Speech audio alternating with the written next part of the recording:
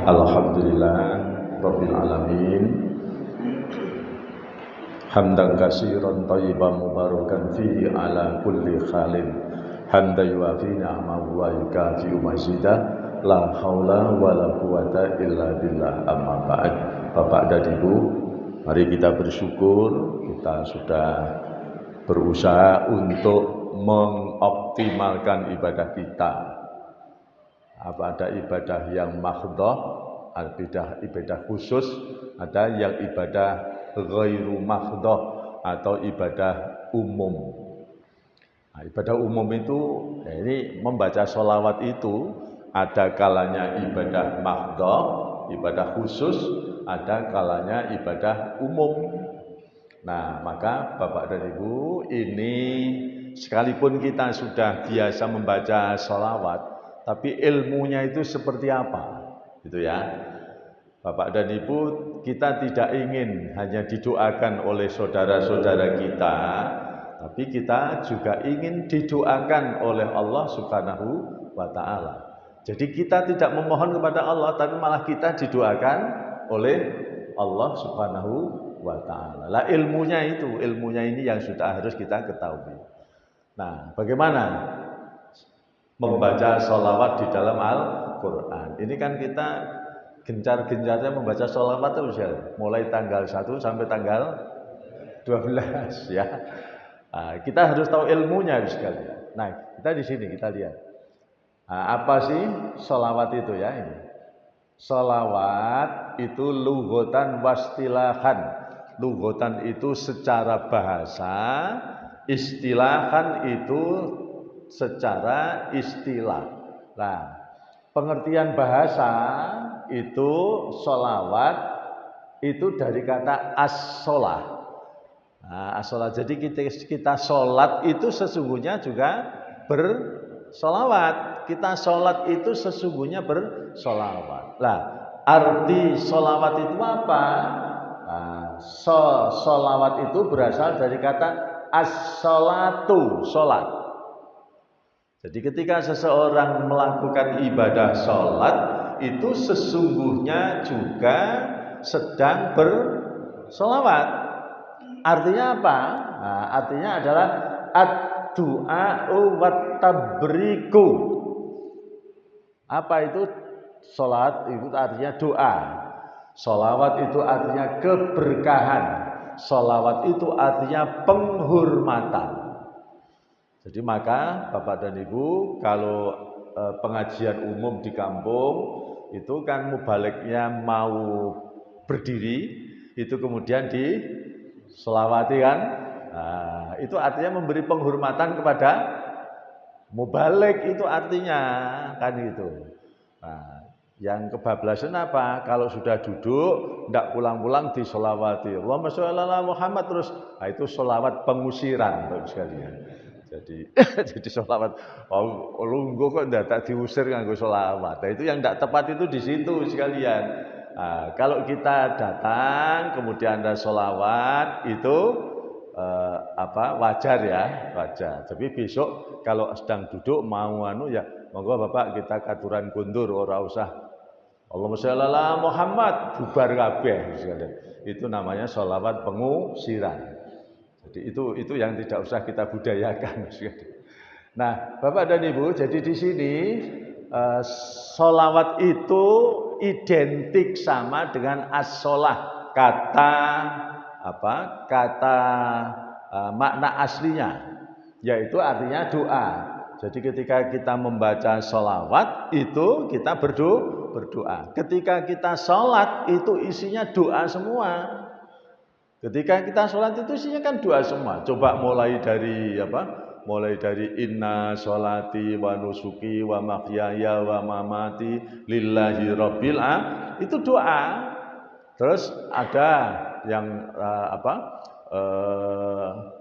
iftitahnya Allahumma ba'id baini wa baina khotoyaya kama ba'atta bainal masyriqi wal maghrib. Itu juga doa. Nah, kemudian sampai Fatihah. Fatihah itu doa. Nah, itu doanya diantaranya apa sekalian? Doa di dalam sholat itu, yaitu ihdinas siratal mustaqim. Setelah iyyaka na'budu wa iyyaka nasta'in. Kan itu toh? Nah, itu juga doa permohonan itu. Nah, di sini kan permohonan, penghormatan. Jadi doa itu artinya permohonan. Nah, permohonan. Jadi sholat itu isinya adalah doa. Maka ketika seseorang membaca sholawat itu juga dalam arti berdoa. Kan itu. Nah, sekarang bagaimana? Nah, ini pengertian istilahnya begini. Doa itu ternyata kalau kita membaca sholawat itu tidak hanya dari diri kita sendiri, tapi ada sholawat dari Allah ini sekalian. Maka di sini kita lihat dulu di sini ya. Nah ini dasarnya kita sholawat itu perintah dari Allah surah Al-Ahzab ayat 56. Ayatnya berbunyi innallaha wa malaikatahu yusholluna 'alan nabi. Nah, artinya apa? Sesungguhnya Allah dan para malaikatnya itu bersolawat untuk Nabi. Karena Allah itu bersolawat untuk Nabi, malaikat itu juga bersolawat untuk Nabi. Terus kita diperintah, ya ayyuhalladzina amanu sallu, ini ya, sallu. Hai orang-orang yang beriman, ya, kemudian bersolawatlah kamu, sallu alaihi, bersolawatlah kamu kepada Nabi. Nah, jadi yang bersolawat itu tidak hanya kita saja, Allah dan para malaikat itu bersolawat. Ya, nah terus sallu alaihi wasallimu taslima, dan ucapkan salam dengan penuh penghormatan kepadanya.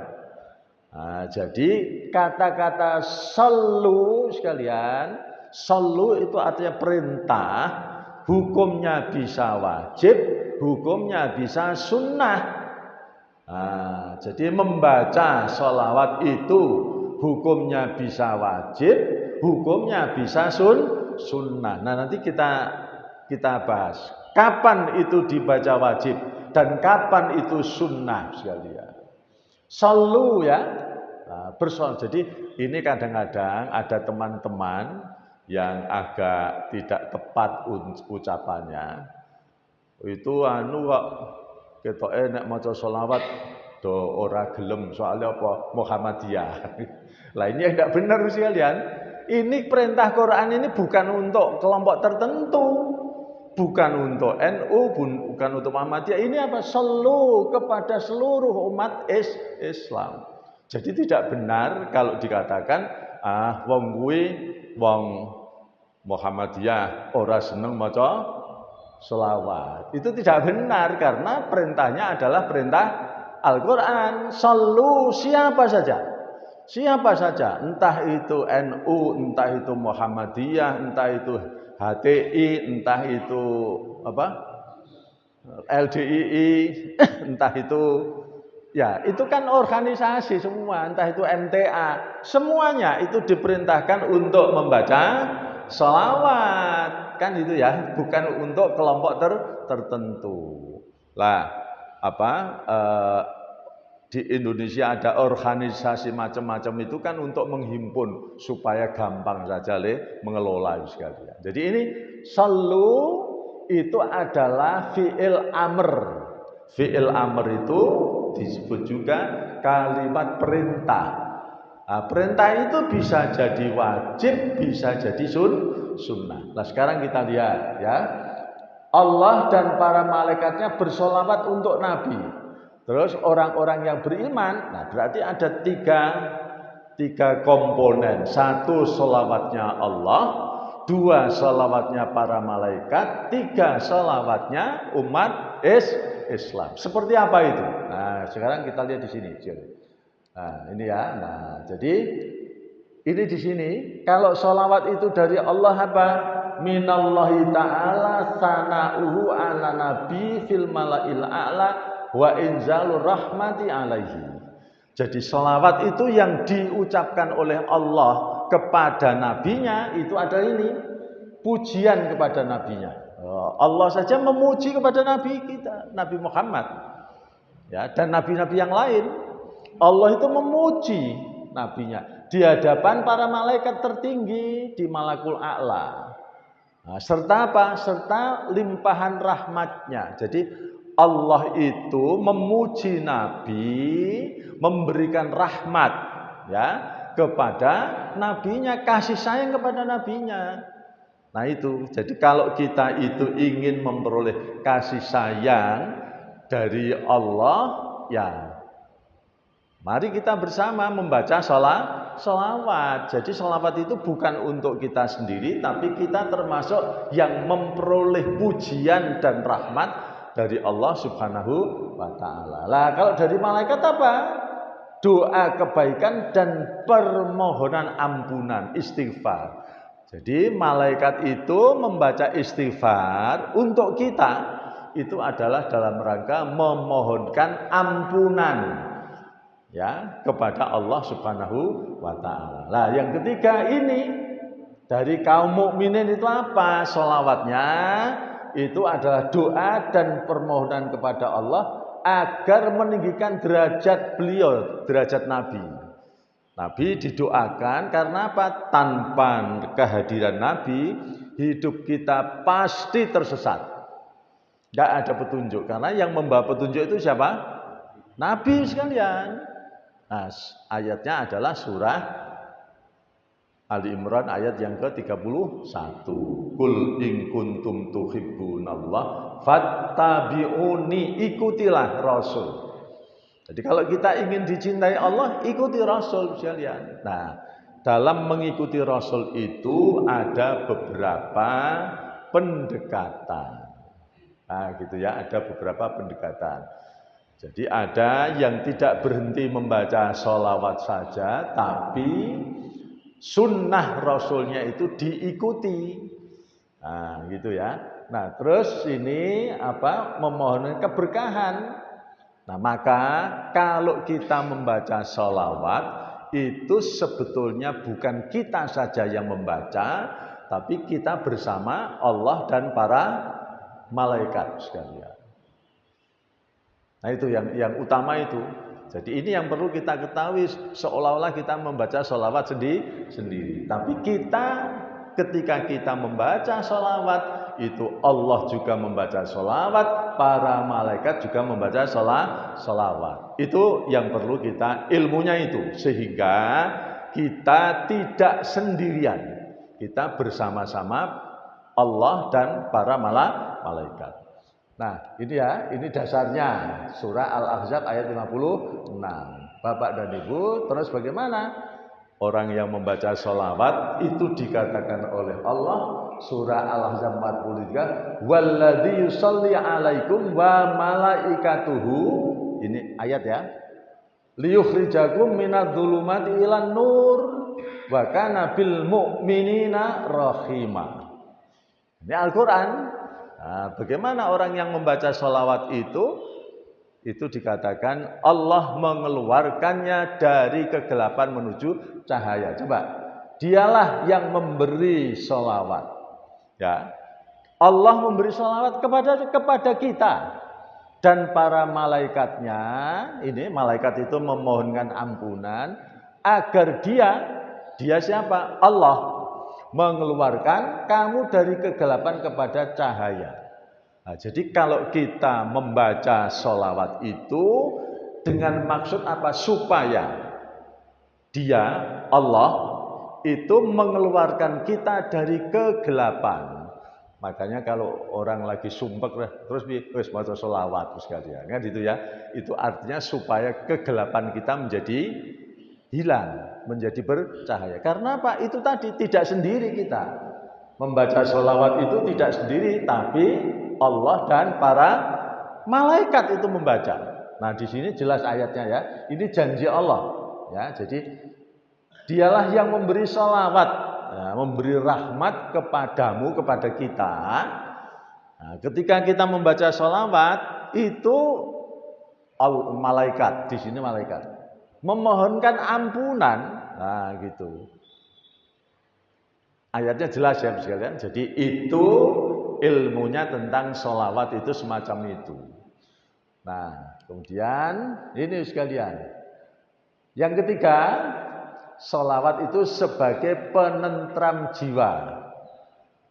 Ini dasarnya surah At-Taubah ayat 103, wa sholli alaihim inna sholataka sakanul lahum. Ya. Jadi bersolawatlah.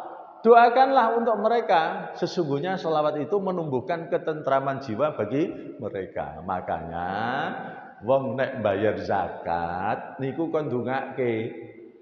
Wong sing bayar zakat itu kon ndongake, berdoa untuk yang berzakat dan berinfak, itu didoakan sekalian.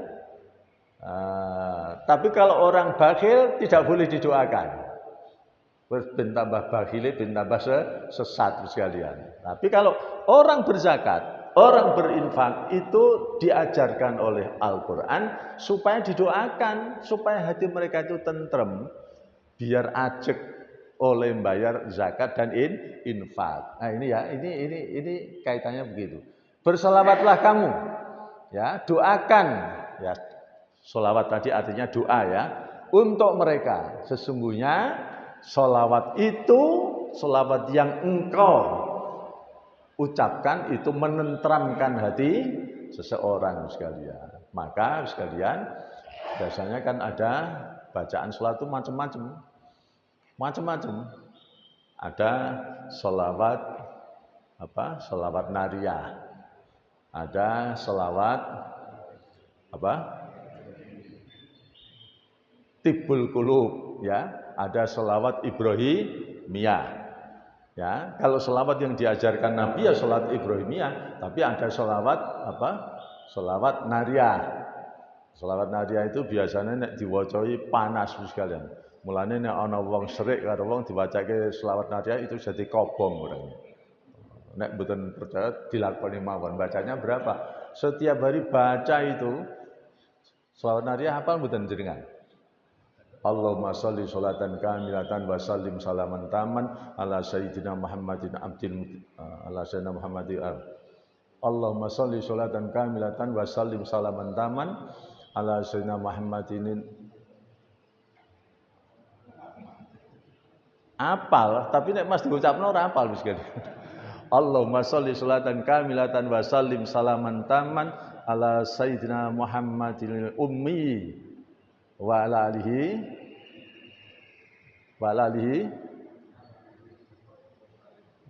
wa sallim mboten salam taman ala sayyidina Muhammad wa ala alihi washabihi kulli lamhatin wa nafasin bi adadi kulli maklumil laka wa hasil ma fi dhamiri. Niku nek diwaca ping 313. Nah, macane pinten terus sekalian dibaca 313 kali. Lah daripada nyetir karo nganggur ya maca selawat. Maca selawat. Nanti kalau di tengah jalan pas ngantuk itu nek direm mesti mandek dhewe begini. Ora usah maca selawat direm ya mandek sekalian. Aneh mbok ndelalah niku umpama ngantuk Pak jegagrek gitu ya begitu. Itu ya wis sekalian. Mengapa kok dibaca 313? Bahkan di Maroko itu yang namanya sholawat nariyah itu dibaca 4.444 kali. Ya, nah itu sekalian. Mengapa begitu? Karena di Maroko itu kalau dulu namanya ya Maghrib. Maka ada laisal birra an tuwallu wujuhakum laisal birra an tuwallu wujuhakum qibalal masyriqi wal maghrib. Masyriq itu wilayah timur sana, Maghrib itu menjadi Maroko. Lah Maroko itu adalah kota Afrika Selatan tertua. Itu di sana sekalian setiap sore itu umat Islam untuk mempertahankan kekuasaan raja di Maroko itu membaca sholawat nariyah 4.444 kali. Nah, kan itu. Nah, biasanya kalau habis sholat dibaca 11 kali, kalau zikir harian dibaca 313 kali. Mengapa 313? Karena dihubungkan dengan pasukan Nabi ketika perang Uhud itu jumlahnya 313. Nah, itu sebetulnya sejarahnya begitu. Mengapa dibaca 313 kali? Kalau habis sholat itu para ulama membaca 11 kali. Itu contoh, salah satu contoh bacaan sholawat, yaitu ada sholawat Nabi. Kan biasanya terus dilakukan di masjid-masjid toh. Allahumma sholli sholatan kamilatan wa sallim salaman taman ala sayyidina Muhammad dan seterusnya. Nah, gitu ya. Itu dilakukan itu di beberapa masjid itu sekalian. Tapi sini betul-betul nggih. Ketoke dora apal sholawat Nadia. Enggak apa-apa. Apal nggih, Bu nggih? Apal. Ah, Bapak dan Ibu, kemudian yang kedua apa? Ini sholawat itu adalah sebutan bagi nama Nabi. Maka ini kalau kita biasanya kalau sholat subuh itu Nabi membaca sholat ad-duha dan sholat al-insyirah. Ada ayat yang berbunyi alam nasrah laka sadrak wa alam nasrah laka sadraka wa wada'na anka wizrak alladzi anqadha dhahrak wa rafa'na laka dzikrak. Dan kami Tuhan itu meninggikan bagimu sebutan namamu. Jadi Rasulullah itu, Nabi itu diangkat, ditinggikan sebutannya sekalian. Ini sholawat yang memberikan kepada kita ketenangan jiwa dan kemuliaan nama. Nah, ini sekalian. Nah, ini hebatnya ini. Kita membaca sholawat sekali itu tidak sekali hitungannya, tapi Allah mendoakan kita membaca sholawat kepada kita itu 10 kali. Ini hadisnya, riwayat Muslim. Hadis nomor ini ya. Bunyinya begini. Man shalla alayya sholatan wahidatan. Nah ini ya. Man shalla alayya sholatan wahidatan. Barang siapa berselawat kepada Nabi 1 kali saja. Sallallahu alaihi biya asran. Niscaya Allah akan bersolawat, memberikan rahmat kepada kita itu 10 kali lipat. Dibaca sekalian. Ini hadis sahih Muslim. Man shalla alayya wahidan sallallahu ya, di situ sallallahu alaihi biha asran. Kalau kita membaca sholawat sekali saja, itu Allah memberi rahmat, memberi sholawat kepada kita, mendoakan kita itu 10 kali. Nah, berarti kan kita ini kalau membaca sholawat tidak untuk diri kita, tetapi Allah mendoakan kita. Allah mendoakan kita tidak hanya sekali, 10 kali. Nah, ini kan Bapak dan Ibu belum diketahui toh, belum pernah tahu toh ini. Jadi belum ya. Nah, ini perlu disampaikan 10 kali. Maka di sini tadi kalau ada ulama yang membaca sholawat Nadia 313 kali, Allahumma sholli sholatan kamilatan wa sallim salaman taman ala sayyidina Muhammadan ummi wa alihi washabbihi kulli lamhatin wa nafasin bi adati kulli ma'lumin laka wa hasim ma fi dhabi. Itu 313 kali 10. Berarti 3130 kali sekalian. Nah ini ya. Terus yang selanjutnya sekalian. Nah ini orang yang membaca sholawat itu dosanya gugur. Nah ini hadisnya. Hadis riwayat An-Nasa'i ya. Ada 4 hal. Ada 4 hal kelebihan membaca sholawat. Satu hadisnya begini. Man shalla alayya min ummati sholatan mukhlisan fi qalbihi. Nah, barang siapa membaca sholawat di dalam hatinya secara tulus, apa sekalian? Nah ini sallallahu ala asran sholawatin, diberikan rahmat 10 rahmat dari Allah subhanahu wa ta'ala.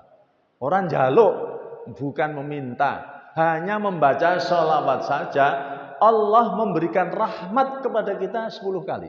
Nah ini ya. Jadi sallallahu biha asra sholawatin. Nah, yang pertama. Yang kedua, wa rafa'u biha asra darajatin, diangkat 10 derajat kemuliaannya. Oh, ini hadis ya sekalian. 10 derajat kita, selawat sekali itu diangkat 10 kali. didoakan, disayangi oleh Allah 10 kali. Kemudian yang ketiga apa? Wa katabalau bi asra hasanatin. Diberikan, dicatat 10 kebaikan. Pahalanya 10 kali. Sendirian sekalian. Kalau kita sholat jamaah kan harus bareng-bareng. Tapi kalau kita membaca sholawat sendirian, itu kita ya dicatat kebaikannya, pahalanya 10 kali. Yang keempat, wa maha anhu bima asra sayyiatin. 10 ya, 10 keburukan, 10 dosanya dihapus oleh Allah Subhanahu wa taala. Nah, kan itu. Loh Pak, kok bisa ini hadis, ini informasi dari Nabi. Mau panjenengan percaya apa ora? Kan itu. Lah, ini karena ilmu. Jadi karena ini ilmu, ya ilmu itu yang kita tidak tahu maka menjadi tahu. Kadang-kadang Bapak dan Ibu yang sering saya sampaikan, kita ini ya nglakoni sesuatu, melakukan sesuatu tapi orang ngerti ngilmune. Nah, karena orang ngerti ngilmune, ngibadah iso duwe kanca setan. Nah, ini saya ingatkan contoh umpamanya. Bapak dan Ibu mau wudu, mau sholat wudu. Bapak dan Ibu biasanya nek wudu niku kerane dibuka 100% apa 30%? Kan? Ben buanter dibuka Pak. Jos ngono to nggih? Wah, itu berapa jumlah air yang dibuang? Oh nggih ta? Niku kan mubazir. Padahal Al-Qur'an menyebut innal mubadzirina kanu ikhwanas sayatin. Wong mubadzir itu kancane setan. Kita wudu tapi dikancani setan. Nah itu karena wudu itu kerannya dibuka penuh, mestinya cukup 30%. Nah, jadi ketika kita mengusap muka, air kan masih mengalir. Nah, kan itu toh. Nah, nek apa dipateni dhisik. Tapi kan kesulitan. Dibuka 30% saja. Nah, sebenarnya nek dibuka 100%, berarti air yang terbuang itu banyak. Nah, saat itu kita termasuk kategori orang yang mubadzir. Itu Pak nggih. Anak duwe ilmu gitu, wah rumasane ben gede buanter makcrot gitu. Maka orang dulu itu sebelum ada keran itu wudunya dikulah. Kulah itu supaya tetap bersih maka ada ukurannya, yaitu 2 kulah. Jadi ukurannya nek cara kudus niku jeding. Jeding bahasa mboten? Jeding. Jadi nek wudu nang ngene jeding. Lah repotnya itu nek mapetanya sakit nular kabeh. Makanya kemudian ada modernisasi namanya apa? Keran itu. Tapi harus ada ilmunya. Keran itu jangan dibuka penuh. Nek dibuka penuh itu mubadzir. Nek mubadzir berarti kita wudu tapi dikancani setan. Itu tahu sekali. Ini ilmu. Maka besok sudah harus dikurangi. Sudah dikurangi airnya. Padahal air pam itu kan beli tahu sekalian. Beli. Lah, mestinya bisa untuk minum tapi dibuang untuk wudu. Padahal berapa itu? Jumlah air yang dibutuhkan oleh umat Islam kan besar sekali, ya. Nah, ini jadi Bapak dan Ibu, selawat kepada Nabi secara tulus di dalam hati, ora usah diucapke. Ora usah diucapke, tulus di dalam hati. Karena apa? Hadisnya berbunyi begini, mukhlisan fi qalbihi.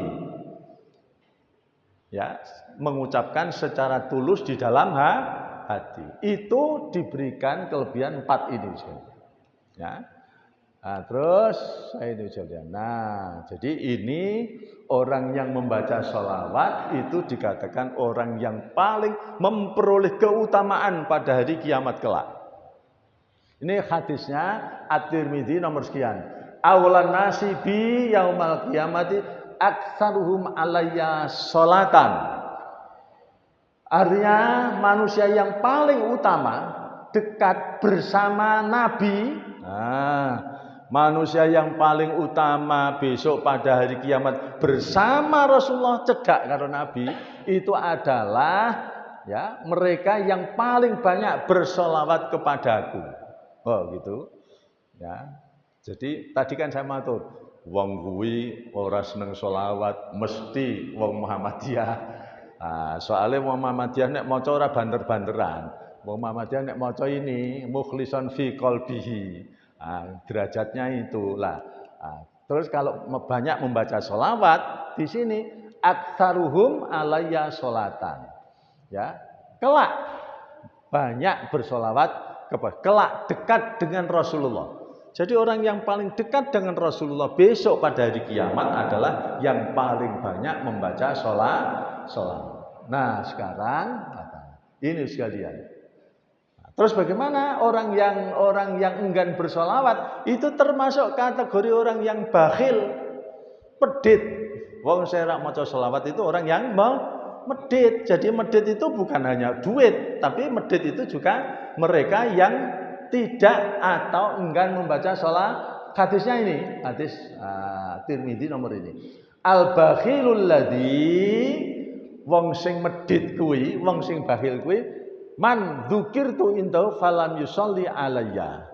Orang yang bakhil adalah orang yang ketika namaku disebut di dekatnya, ia tidak bersolawat kepadaku. Jadi umpamanya saya membaca Alhamdulillahirabbil alamin hamdan katsiran thayyiban mubarakan fi ala kulli halin hamdan yuafi ni'amahu wa yukafi jalla. Allahumma shalli ala sayyidina Muhammad. Mestinya Allahumma sholli alaihi sekalian orang meneng lah, ora usah banter-banter, dibaca di dalam hati berarti kita memperoleh berapa? 4 keutamaan. Allahumma sholli alaihi. Jadi membacanya tidak harus kencang, tidak harus banter. Ya. Allahumma sholli wa sallim wa barik ala sayyidina Muhammad abdika wa rasulika Allahumma sholli alaihi. Kan itu ya. Nah, ini perintahnya ini. Orang yang bakhil itu ketika dibaca sholawat kita tidak bersolawat itu ya. Jadi bersama-sama lah. Terus kalau solawatnya orang kudu banter solawatnya, kalau dibaca di dalam hati ya ini mukhlisan min qalbihi, dibaca secara tulus di dalam hati. Nah, maka ada yang membaca keras Allahumma sholli alaihi kan itu ya. Ada yang diam saja tapi membacanya di dalam hati sekalian ya. Ini orang yang bakhil ya, tidak membaca, tidak nyaut ya ketika ada orang membaca sholawat. Nah terus ini redaksi sholawat yang paling utama itu adalah sholawat Ibrahimiyah. Allahumma sholli ala Muhammad wa ala ali Muhammad kama shallaita ala Ibrahim wa ala nanti bisa dicek itu di Bukhari dan Muslim. Jadi di sini selawat aslinya, selawat yang utama itu tidak ada bacaan sayyidina. Allahumma sholli ala Muhammad wa ala ali Muhammad kama shallaita ala Ibrahim wa ali Ibrahim ya kama barakta Allahumma barik ala Muhammad wa ala kama barakta ala Ibrahim wa ali Ibrahim innaka Hamidum Majid. Nah, ini jadi ini adalah lafal sholawat yang diajarkan langsung oleh Rasulullah. Rasulullah tidak menganggap dirinya sendiri lebih unggul. Rasulullah mengajarkannya begini. Lah, kapan sholawat ini dibaca? Itu ketika tasyahud akhir. Dibaca ketika tasyahud akhir. Itu ya. Tetapi ada yang menambahkan sayyidina. Lah, ini nanti jadi persoalan tersendiri. Bagaimana kedudukannya? Ya. Nah, jadi ini sekalian. Hukum membaca sholawat. Ini ada yang seumur hidup sekali. Wajib. Jadi seorang muslim itu seumur hidup sekali wajib ain. Nek ora tidak termasuk golongannya Rasulullah. Sekali paling tidak. Nah, dasarnya surah Al-Ahzab 56 tadi.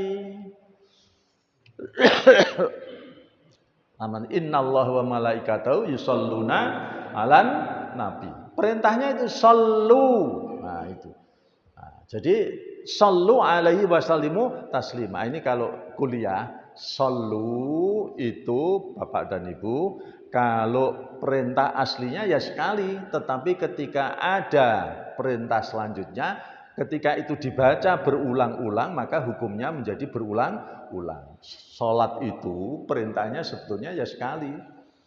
Ya, jadi aqimis sholat sekali, tetapi begitu ada perintah selanjutnya lidulukil samsi, ya, ketika matahari condong ila ghasaqil laili sampai isya, sampai terbenam matahari. Itu diulang-ulang setiap matahari condong sampai isya terbenam matahari, kita juga harus sholat terus. Jadi perintah yang diulang-ulang ini adalah apa? Perintah bahwa amr itu, ya, itu apa? Dikatakan al aslu fil amr, hukum asal perintah itu adalah apa? Wajib. Al aslu fil amri lil wujub, wajib sekalian. Nah, maka tadi sholawat itu juga wajib. Tapi ada yang berpendapat ini sekalian, dalam tasyahud akhir sholat itu hukumnya menjadi rukun. Nah, kalau tidak membaca ya ora sah. Umpamanya membaca tasyahud akhir, kita selesai, ya, ayatnya, bacaan tasyahud akhir apa itu? At-tahiyatu lillah wa sholawatu wat thayyibat, ya. Assalamu alayka ayyuhan nabi wa rahmatullahi wabarakatuh. Assalamu alayna wa ala ibadillahi sholihin. Asyhadu an la ilaha illallah wa asyhadu anna muhammadan abduhu wa rasuluh. Berhenti di situ. Tidak sah sholatnya.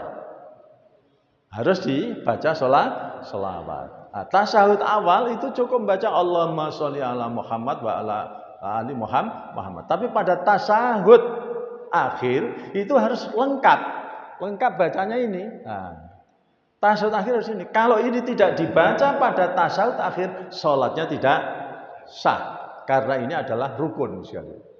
Gitu ya. Nah, ini ilmunya begitu. Kemudian ada ini dalam khutbah Jumat, rukun khutbah menjadi tidak sah kalau khotibnya tidak membaca sholawat. Hanya sholawatnya macam-macam. Ada yang baca Allahumma sholli ala sayyidina Muhammad wa ala alihi wa sahbihi ajmain. Ada yang baca sholawatullah wa salamuhu ala sairin nabiyyin. Saya Bapak dan Ibu khutbah wukuf di Arafah tahun 2024. Saya baca sholawat itu. Sholawatullah wa salamuhu ala sairin nabiyyin wa kulli alin wa ala sairis sholihin. Ada jamaah ngacung. Pak, mengapa tidak membaca? Wong wukuf kok dadak dadi debat kaya ngono. Ini saya bilang, lah iki wong iki ora ngerti. Orang ini tidak tahu. Padahal kalau artinya sholawatullah wa salamuhu, Allah bersalawat dan memberikan kesejahteraan ala sairin nabiyyin, kepada seluruh nabinya, wa kulli alin, dan seluruh keluarganya, wa ala sairi wa sallallahu alaihi wasallam nabi wa kulli alin wa ala alihi wa sahbihi ajmain. Itu sholawat yang salah satunya dibaca oleh Rasulullah. Jamaah tadi tidak ngerti sekalian. Rampung wukuf, kemudian saya jelaskan. Panjenengan ngaji kitab pirang juz, saya bilang gitu. Nah, terus di Pak sudah Pak, orang ini kudu dikandani. Katanya kan ketika wukuf itu tidak boleh haji, tidak boleh tidak boleh jidal, tidak boleh rofas. Ora, jidal itu nek bantah-bantah ora ana dasare. Ini orang ini tidak ngerti, kudu dikandani ben ngerti. Kan gitu. Ngertinya dia kan Allahumma sholli ala sayyidina Muhammad wa ala kan itu aja. Dia nek khutbah mesti sing diwaca kuwi tok, ora liyane. Padahal maaf, kalau saya khutbah kadang-kadang ada sholawatullah wa sholawatullah sallallahu ta'ala wa malaikatihi wa anbiya'i wa rusulihi wa jami' khalqihi ala sayyidina Muhammadin wa ala, kan begitu. Sholawatullahi ta'ala wa malaikatihi wa anbiya'ihi wa rusulihi wa jami' khalqihi. Dia tidak tahu sholawat itu. Ngertinya mengku itu anak-anak mau maca sholawat lain disalahke sekalian. Ya, ini karena kurang bacaan ya. Nah, jadi Bapak dan Ibu ora usah protes dhisik, tapi takon dhisik. Itu di tengah-tengah khutbah wukuf wong 400. Sak kloter kan 440-an lah bisa. Ngacung. Bapak, sholatnya kok tidak pakai sholawat? Saya, ya tak jarike tak tutuke lho, mosok khutbah dideke. Nah, kalau saya khutbah tak ndeke lah berarti saya jidal itu debat, tak jarike sik. Nah, bar sholat tak undang. Saya ini tim pembimbing ibadah haji, luwih ngerti timbang panjenengan aku. Terus orangnya gimana? Orangnya terus, oh nggih Pak maaf. Lah iya sinau dhisik aja kaya ngono. Itu contoh misalnya. Jadi ini yang saya sampaikan dengan maksud supaya kita belajar tidak cepat menyalahkan orang lain. Nah ini terus dalam khutbah begitu ya. Kemudian saat Nabi disebut, ini hukumnya menjadi sunnah muakkad. Ya, ini tadi kan berdasarkan ancaman hadis bagi orang yang enggan bersolawat. Jadi ketika disebut nama Nabi, Allahumma sholli ala Sayyidina Muhammad, mendengar itu kita membaca, mengikuti. Kan itu Pak ya, bisa secara keras atau di dalam hati. Kemudian yang keempat, di luar kondisi khusus. Ini sangat sunnah yang sangat disukai ya. Jadi kapan? Saat malam Jumat banyak membaca sholawat. Nah, Bapak dan Ibu sudah usia sekian sing diwaca apa maca duit ya saldone ora tau mundhak. Boleh dibuka ya sak mono terus daripada buka saldo kan luwih buka langsung maca sholawat. Daripada maca maca WA, luwih maca sholawat sekalian. Nah, gitu ya. Nah, ini kemudian sekalian pandangan mazhab tentang sholawat dalam sholat. Baca sholawat dalam sholat. Ini kalau menurut Imam Syafi'i, ya ini termasuk rukun sholat. Apabila ditinggalkan sholatnya tidak sah. Ya tadi umpamanya sholat tahiyat akhir, tasyahud akhir membaca tanpa membaca sholawat. Cukup asyhadu alla ilaha illallah wa asyhadu anna Muhammadan abduhu wa rasuluh. Berhenti di situ langsung salam. Assalamualaikum. Itu sholatnya tidak sah. Ini yang kita ikuti mazhab Syafi'i. Mazhab Hambali juga begitu. Rukunnya wajib dibaca. Nah, mazhab Malik dan Hanafi itu adalah hukumnya sunnah tapi yang ditekankan atau sunnah muakkad. Artinya ini adalah bacaan yang karena itu sunnah muakkadah, sunnah yang utama, maka sebaiknya tidak ditinggalkan. Nah, gitu ya Pak, ini hukum membacanya. Nah, jadi penambahan kata Sayyidina. Nah, sekarang sekalian. Nah, kata Sayyidina, pendapat yang membolehkan menganjur afdal itu adalah mazhab Syafi'i dan mazhab Hanafi. Itu boleh menambahkan kata Sayyidina dalam sholat, hukumnya diperbolehkan. Jadi umpamanya dalam sholat kita kama shallaita ala Sayyidina Ibrahim wa ala ali Sayyidina Ibrahim, itu tidak dilarang, diperbolehkan. Nah terus yang kedua, ini karena hukumnya apa ini? Nah, ana sayyidu waladi Adam yaumal qiyamati wala fakhra. Itu hadisnya, saya ini adalah pemimpin, sayyid, pemimpin. Maka kalau di Semarang ada yang menyebut sayyid, betul Mbak? Ada enggak? Dulu tapi sekarang sayyid itu artinya pemimpin. Jadi orang-orang Arab ya itu disebut sebagai sayyid. Nah, nek wong wedok sayyidah. Sayyid dulu dikutus ada yang namanya Sayyid Ahmad Ba'aqil. Ya, jadi pemimpin. Mereka itu keturunan pemimpin. Jadi artinya sayyid itu adalah pemimpin. Maka Nabi menyebut dirinya saya ini pemimpin. Tapi tidak sombong. Nah, wala fakhra, tidak sombong. Ini pendapat yang memperbolehkan menambahan Sayyidina pada sholat. Nah, ada pendapat yang tidak memperkenalkan, yaitu lebih utama ditinggalkan. Ya cukup tadi bacaan yang diajarkan Rasulullah. Allahumma sholli ala Muhammad wa ala ali Muhammad kama shallaita ala Ibrahim. Ini berpegang pada apa? Karena apa? Jadi yang tidak boleh adalah madhab Hambali menambahkan kata Sayyidina dalam sholat tidak diperkenankan. Karena sholat itu ibadah maghdoh, ini alasannya. Ya, ini alasan sholat termasuk jenis ibadah maghdoh, ibadah murni, tidak boleh ditambahkan. Ya sudah. Nah, jadi ketika kalau di luar sholat silahkan, kalau di dalam sholat itu teksnya sudah jelas. Seperti Bapak dan Ibu membaca SK. SK kan teksnya sudah jelas. Presiden Republik Indonesia. Tulisannya apa? Prabowo Subianto. Boleh ditambah enggak? Enggak boleh, Pak. Bu. Baca teks ya. MBG dilanjutkan sampai akhir periode saya. Seneng memboten. Terus tanda tangan Presiden Republik Indonesia Prabowo Subianto. Ya dibaca apa adanya. Prabowo Subianto, tapi nek wonten di luar membaca SK kita ketemu lo Prabowo teko ya jangan begitu. Oh Pak Prabowo. Kan gitu, bukan menjangkar namanya. Tapi kalau di dalam sholat memang itu alasannya tauqifin. Tauqif itu adalah ibadah murni, tidak boleh ditambah, tidak boleh dikurangi sekalian. Nah, ini kalau kembali kepada kaidah usul, menambah itu hukumnya haram. Al aslu fil ibadah at-tahrim. Hukum asal ibadah itu dilarang. Sehingga ada dalil, ada perintah. Hatta yadullut dalil. Ya, alal amr, sehingga ada dalil yang memerintah. Kalau tidak ada dalil, kita tidak boleh. Hukumnya tetap dilarang.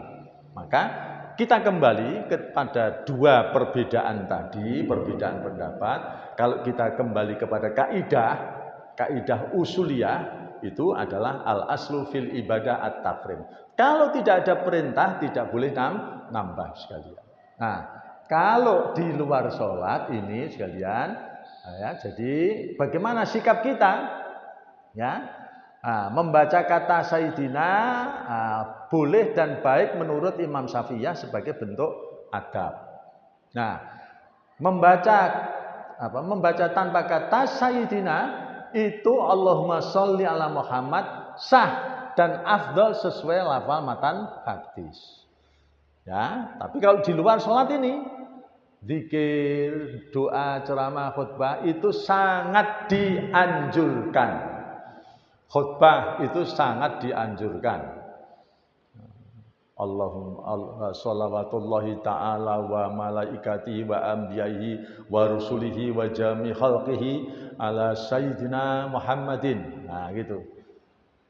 Itu dianjurkan membaca sayyidina. Nah, jadi Bapak dan Ibu ini ya, jadi waktu-waktu utama bersolawat adalah dalam sholat. Setelah mendengar azan. Azan itu kan diakhiri dengan la ilaha illallah. Kemudian Allahumma. Napa doanya doa ba'da azan apa itu? Nek baradzan enggak hafal, nek ora azan hafal.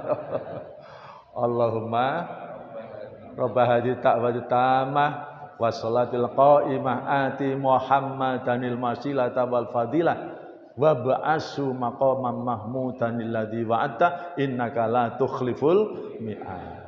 Jadi repotnya nek ora pas niku apale angel jan. Tapi begitu ada azan ya mesti hafal kan gitu toh.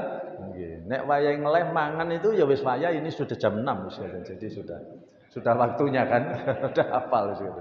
Nah, Bapak dan Ibu ini kemudian malam dan hari Jumat, hari yang paling utama memperbanyak baca sholawat. Yang ketiga saat memulai dan menutup doa. Jadi mau berdoa baca sholawat dulu, alhamdulillah rabbil alamin atau diawali dulu. Allahumma sholli sholatan kamilatan wa sallim salaman taman ala sayyidina Muhammadin halmitul qatu wa tanfariju bil qurab wa tughda bil hawaij wa tunalu bir raghaibu wa khushuwatimi wa yusasal ghamamu bi wajhil karim wa ala wasfi kulli lamhatin wa nafasin bi adadi kulli ma'lumil lak. Nek otomatis ya hafal dhewe ya, tapi nek diwaca itu yang saya baca selawat apa itu tadi? Selawat Nadia ya. Itu dibaca dulu boleh, terus baru kita baca memuji Allah, alhamdulillah dan seterusnya. Jadi ini ketika memulai dan menutup doa sebagai wasilah agar doa kita itu mustajab. Maka kalau mengakhiri doa juga membaca sholawat. Wa sallallahu ala sayyidina Muhammadin abdihi wa rasulin nabil ummi wa ala sa'il anbiya wal mursalin dan seterusnya. Nah, kemudian saat masuk dan keluar masjid, jadi ketika memasuki rumah Allah, masjid diutamakan baca sholawat. Jadi ini Bapak dan Ibu sekalian kesimpulannya, satu, bahwa dengan baca sholawat itu mendatangkan syafaat, pertolongan dari Rasulullah di padang mahsyar. Yang kedua, ya, hati menjadi lapang. Ya, mengikis kesulitan hidup. Yang ketiga, bukti cinta sejati. Lisan yang rajin bersolawat mencerminkan hati yang rindu kepada kita itu hutang budi kepada Rasulullah. Nek hutang budi itu kan kita sanjung wajar loh. Bapak dan Ibu diwenehi diwenehi duit kancane mau nyanjung-nyanjung tenanan, alhamdulillah. Saya tadi ke sini diberi uang itu, Pak. Nek ora diberi Nek ora diwenehi duit kancaku ya ora iso tutuk kene. Itu aja disebut-sebut namanya lah. Rasulullah itu menuntun kita, memberi kesejahteraan kita, selamat di dunia, selamat akhirat. Maka bukti cinta kita sebut nama. Kita sebut namanya saja, yaitu dengan sholawat. Bapak dan Ibu, ini sudah jam 6 waktunya sarapan pagi. Tapi pasti ada waktu 5 menit yang mau bertanya, dipersilahkan terlebih dahulu. Ini ilmu tentang sholawat. Bapak dan Ibu sudah membaca sholawat, ini dipertegas, diperdalam dengan ilmu yang sumbernya dari Al-Quran dan hadis Rasulullah. Ada yang bertanya, Bapak dan Ibu? Oh, silakan Pak. Monggo. Pak Zainuri ya ini ya?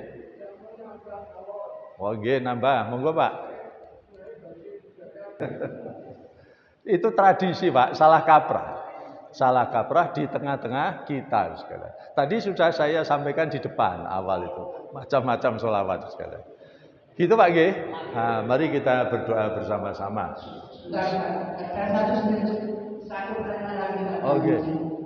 Akhir-akhir ini di media sosial kita disebutkan dengan suatu sidang korupsi yang sidang tersebut itu ada anaknya mantan seorang menak, dia ada setelah sebelum sidang itu dibacakan sholawat tasbih itu benar-benar tepat atau enggak? Kan begini, sholawat itu kan juga dibaca ketika orang itu sukses maupun gagal.